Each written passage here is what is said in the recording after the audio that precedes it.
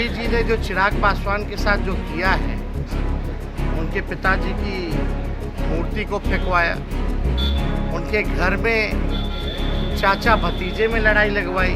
तो जितना ध्यान मेरे छोटे भाई मुझ पर देते हैं, अच्छी बात है, छोटे हैं देना चाहिए, पर उतना ध्यान अपने ऊपर और बिहार के ऊपर। चिराग पासवान जी मोदी जी के हनुमान बने हुए हैं। जितनी चिंता वो हमारे प्रधानमंत्री की करते हैं, इन्होंने अपने प्रत्याशियों की और अपने प्रदेश की होती तो इनके काल को जंगल राज के नाम से नहीं जाना जाता।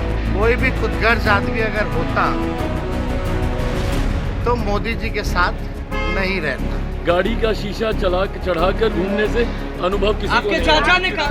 और जानकारी उनको तभी प्राप्ति हो सकती है जब अपने पिताजी का, रामविलास जी जो हम सबों के नेता थे, उनके भाषणों को वो सुने। भाई वो जन्म से उप मुख्यमंत्री बन गए थे। उनका भाषण जो है रामविलास पासवान जी का, चिराग पासवान जी पहले सुने, समझे। उनके पिताजी ने कई बार ये बात कही कि बीजेपी आरक्षण को समाप्त करना चाहती है, दंगाई पार्टी है।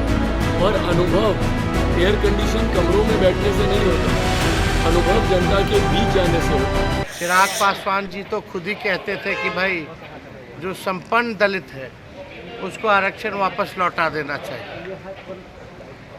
और मोदी जी ने जो चिराग पासवान के साथ जो किया है, उनके पिताजी की मूर्ति को फेंकवाया, उनको घर को खाली करवाया, उनके पार्टी को तोड़वाया, उनके पार्टी का जो सिंबल बंगला था उसको छीनने का काम किया,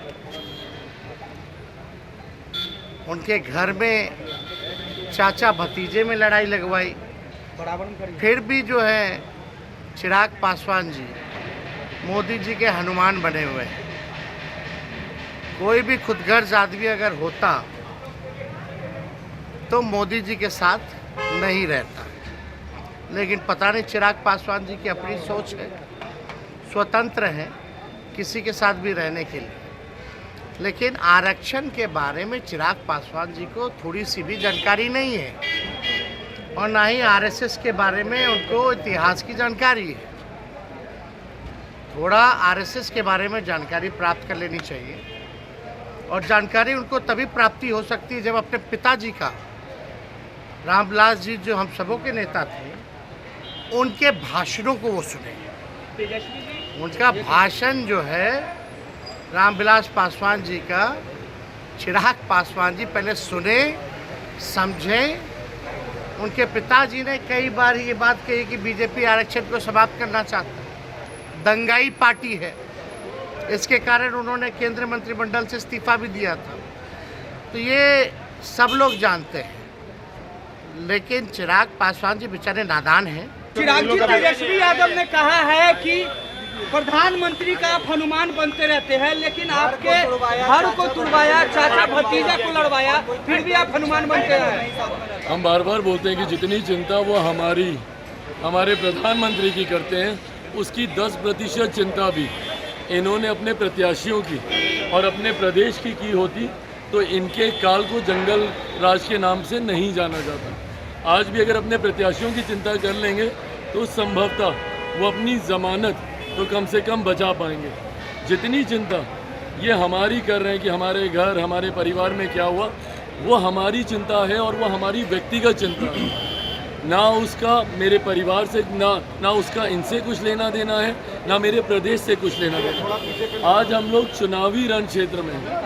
चुनाव में ये मुद्दा तो नहीं है ना कि चिराग पासवान के घर का क्या हुआ। करनी है बात तो चिराग पासवान के बिहार फर्स्ट, बिहारी फर्स्ट पे कीजिए। बताइए कि जो विजन चिराग पासवान के पास है, क्या आप उस विजन से सहमत हैं? चिराग पासवान आज एक विकसित प्रदेश बनाने को लेकर एक रोड मैप के साथ आगे निकला है। आप बोलते रहते हैं भैया हम नौकरी दिए और हम इतनी नौकरी देंगे, रेवेन्यू कहाँ से जनरेट करेंगे बताइए। वो विजन है। एक विजन मुझे बता दें कि सरकार में राजस्व कैसे बढ़ाया जा सकेगा। आप तो वो मुख्यमंत्री रह चुके हैं, कितना राजस्व बढ़ा लिया आप हमारे प्रदेश का।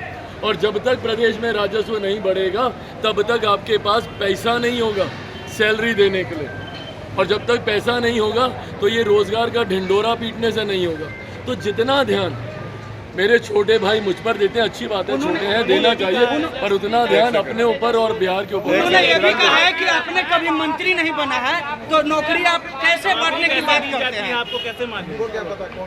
भाई वो जन्म से उप मुख्यमंत्री बन गए थे क्या? हाँ? और अनुभव एयर कंडीशन कमरों में बैठने से नहीं होता, अनुभव जनता के बीच जाने से होता है। उनका कार्यकाल निकाल कर देख लीजिए, उस कार्यकाल में बिहार में घटी घटनाओं का भी आंकड़ा निकाल कर देख लीजिए, और कितनी घटना पर वो गए ये भी आप निकाल कर देख लीजिए। अनुभव जनता के बीच जाने से होता है, जनता के साथ रहने से होता है। एसी कमरे में गाड़ी का शीशा चढ़ाकर घूमने से अनुभव किसी को आपके नहीं चाचा ने कहा